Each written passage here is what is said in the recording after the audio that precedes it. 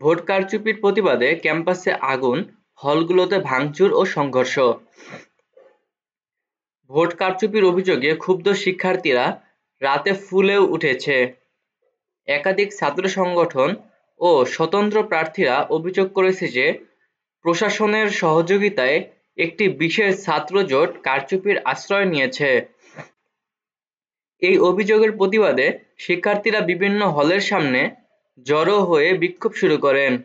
এক পর্যায়ে বিক্ষোভ সহিংস রূপ নেয় এবং একাধিক হলে ভাঙচুর ও অগ্নিসংযোগের ঘটনা ঘটে।